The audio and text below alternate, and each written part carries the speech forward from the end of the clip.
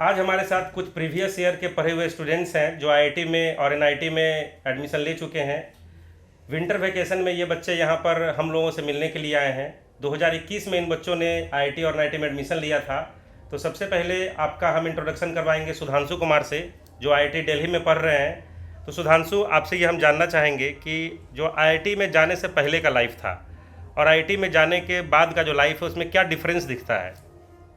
सबसे पहले तो यही बोलूँगा डिफरेंस के मामले में कि जो पढ़ाई का लोड होता है वहाँ पे कम हो जाता है एंड सेमेस्टर बेसिस पे एग्ज़ाम को पास करने होते हैं बस केवल, एंड सीजी अपने आप अच्छे आ जाते हैं अगर आप डेली 1-2 घंटे भी पढ़े तो 12 घंटे पढ़ने की ज़रूरत नहीं है एंड जितने भी इन्जॉयमेंट है फिर वहाँ पे जाके कर सकते हैं। लाइक सबसे ज़्यादा इन्जॉयमेंट का स्कोप दिल्ली में है क्योंकि वो सिटी के सेंटर में है और कनेक्टिविटी काफ़ी अच्छा है। तो लाइक वहाँ पे बर्थडे पे आप क्लब्स एंड मूवीज़ जा सकते हैं इजली एंड काफ़ी अच्छी पर्सनालिटी डेवलप हो जाती है। जितने भी क्लब्स हैं वो ज्वाइन करें वहाँ के, वो ओवरऑल पर्सनालिटी को डेवलप करते हैं आपके। मीन सुधांशु, आपका ये कहना है कि जो आईआईटी जेई के प्रिपरेशन से पहले जो प्रेशराइज जो लाइफ स्टाइल होता है कि 12-12 घंटे पढ़ाई करनी पड़ती है, तो कॉलेज में जाने के बाद वो बर्डन कम हो जाता है। मीन्स वहाँ पे सेमेस्टर पास करने में उतना लोड नहीं रहता है और अपने लाइफ को भी आप इंजॉय कर सकते हैं।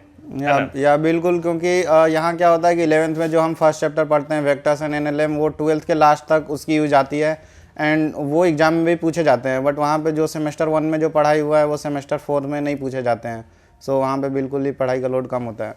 अच्छा, कॉन्फिडेंस में कैसा फील होता है? जैसे आईआईटी में जाने से पहले थोड़ा बच्चों को एक झिझक लग रहा होता है कि भाई हम आईआईटी में जाएंगे तो मेरा प्लेसमेंट होगा या नहीं होगा, या फिर ऐसा लगता रहता है कि हम कैसे जा कर के वहाँ पर रिप्रेजेंट करेंगे अपने आप को। तो क्या पहले से ज़्यादा कॉन्फिडेंट फील होता है क्या?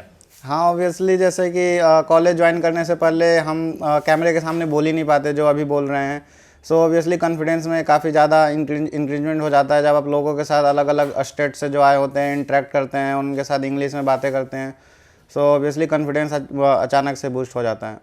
अच्छा सुधांशु, आप ये बताइए कि मैक्सिमम बच्चे लोगों का जो आईआईटी में जाने का सपना रहता है, ये कहीं ना कहीं ये बात रहता है कि आईआईटी में हम जाएंगे तो हमारा प्लेसमेंट बहुत अच्छे लेवल का होगा और बहुत टॉप के कंपनी में होगा।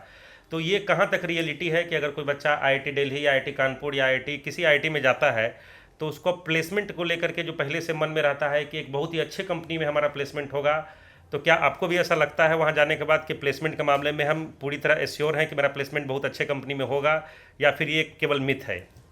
नहीं, ऑब्वियसली मेजरली बच्चों का प्लेसमेंट लग जाता है मोस्ट ऑफ द टाइम। अगर आप ओल्डर आईआईटीज़ में एडमिशन लेते हैं तो चाहे ब्रांच कोई सा भी हो, लोग हायर स्टडीज़ के लिए भी ऑप्ट करते हैं। हो सकता है अभी आपको मन ना हो हायर स्टडीज़ का, लेकिन बाद में मूड चेंज हो जाता है वहाँ जाने के बाद। और जैसे कई लोग हमारे ब्रांच में, मेरी ब्रांच सिविल डिपार्टमेंट है, तो लोग कोडिंग करते हैं, डेव क्लब है वहाँ पे, और सीपी कॉम्पिटिटिव प्रोग्रामिंग करने के लिए भी काफ़ी अच्छा इंफ्रास्ट्रक्चर एंड माहौल है एंड बच्चे करते रहते हैं। तो अदर जो टेक कंपनीज है वो भी उन्हें ले जाती हैं, कंसल्टेंसी में भी जाते हैं, फाइनेंस में भी जाते हैं लोग, एंड कई लोग वीसी फॉर्म भी ज्वाइन कर लेते हैं। तो काफ़ी सारे डिफरेंट वेराइटीज ऑफ स्कोप्स हैं, यूपीएससी भी करते हैं लोग। तो एक तरह से सिक्योरिटी मिल जाती है। तो आपने यहाँ पे एक यूपीएससी की बात कही, तो कई बच्चों के मन में रहता है कि आईआईटी में जाने के बाद हम यूपीएससी का प्रिपरेशन करेंगे या कैट का प्रिपरेशन करेंगे, तो क्या इतना समय मिल जाता है कैंपस लाइफ के बाद कि बच्चे प्रिपरेशन कर पाएँ? कैंपस लाइफ में काफ़ी समय मिल जाता है। बच्चे इनफैक्ट काफ़ी डिफरेंट स्किल्स सीख लेते हैं एंड कई लोग मूवीज़ एंड नेटफ्लिक्स सब एक्सप्लोर कर लेते हैं।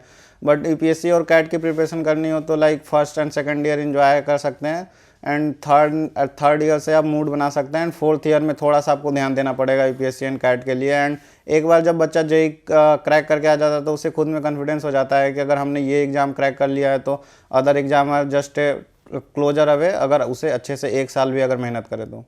अच्छा सुधांशु, आप एक बात ये बताएंगे कि जैसे जो भी करंट ईयर के बच्चे हैं जो 11th में हैं और कुछ बच्चे जो हैं कि 12th में हैं, इस बार जेई लिखने जा रहे हैं, तो कई बच्चों को क्या होता है, मोटिवेशन का कमी होता है। उनको लगता है कि अभी का जो प्रेजेंट लाइफ है अभी ही हम ज़्यादा एंजॉय कर लें और वो बाद के बारे में ज़्यादा नहीं सोचते हैं। तो आपके कई सारे ऐसे भी मित्र होंगे जो कि आईआईटी में नहीं पहुंच पाए होंगे या एनआईटी में नहीं पहुंच पाए होंगे, वो प्राइवेट कॉलेज में होंगे, निश्चित रूप से आपकी बात उनसे होती होगी। तो आपको क्या लगता है कि आपका जो लाइफ स्टाइल है अभी, जितना आप इंजॉय कर पा रहे हैं, प्लेसमेंट के बारे में एश्योर हैं, क्या उतने ही एश्योर वो भी हैं, या उनके मन में डाउट चलता रहता है प्राइवेट कॉलेज में कि मेरा प्लेसमेंट उतने अच्छे कंपनी में नहीं होगा? क्योंकि जो बच्चे लोग हैं उनको लगता है कि अभी का लाइफ ही इंजॉय कर लो प्रिपरेशन पीरियड में, बाद का वो सोचते नहीं है। लेकिन मेरे ख्याल से रियलिटी शायद ये है कि अगर वो 1 या 2 साल मेहनत से तैयारी कर लेंगे तो बाद का उनका पूरा ज़िंदगी अच्छा गुजरेगा। आपका इसके बारे में क्या व्यू है? ऑब्वियसली प्रभाकर सर की बात से मैं एग्री करता हूँ। क्योंकि अभी मैं किसी भी अपने फ्रेंड से मिलता हूँ जो हमारे जैसे रेपुटेटेड कॉलेज में नहीं है, तो उनका पहला स्टेटमेंट यही होता है कि भाई तेरी तो लाइफ सेट है। तो ये अपने आप में ही दर्शाता है कि वो कहीं ना कहीं हमारे प्लेसमेंट के बारे में ज़्यादा श्योर हैं अपने प्लेसमेंट को लेके। तो ऑब्वियसली प्लेसमेंट का चांसेस रेपुटेटेड कॉलेजेस में ज़्यादा हो जाता है, क्योंकि उनकी कनेक्टिविटी अच्छा होती है एंड जो भी विदेश से एंड इंडिया से कंपनी होती है उनके लिए आना भी वहाँ पे काफ़ी इजी होता है। तो बच्चों, आपको ये समझना पड़ेगा कि सुधांशु ने जो कहा, इस बात को आप अपने मन में बिठा लें कि अभी का जो लाइफ स्टाइल आपका है वो थोड़ा सा टफ गुजरेगा। प्रिपरेशन पीरियड में लाइफ स्टाइल सुधांशु का भी टफ था, मैंने देखा है। 10-10 घंटे 12-12 घंटे ये पढ़ाई किया करते थे। तो आपको कहीं ना कहीं ये भाई आपका जो जो आराम है, जो आपका जो जो इन्जॉयमेंट है, उसको त्याग करना पड़ेगा। और सुधांशु जैसे कॉलेज में पहुंचने के लिए, आईआईटी दिल्ली हो गया, आईआईटी कानपुर, आईआईटी खड़गपुर या कोई भी आईआईटी में पहुंचने के लिए आपको जी तोड़ मेहनत करनी पड़ेगी। लेकिन आप आईआईटी में जाएंगे तो जाते के साथ वहाँ पर आपका जो पढ़ाई का बर्डन है अचानक से कम होगा। वहाँ पे एंजॉयमेंट के भी साधन है और लाइफ में आगे बढ़ने के, कैरियर बनाने के भी वहाँ पे अपार संभावना है। तो इसी के साथ हम सुधांशु के साथ इंटरव्यू अपना ख़त्म करेंगे और लास्ट में हम सुधांशु से बोलेंगे कि जो जो बच्चे अभी प्रिपरेशन कर रहे हैं उनके लिए क्या संदेश देना चाहेंगे।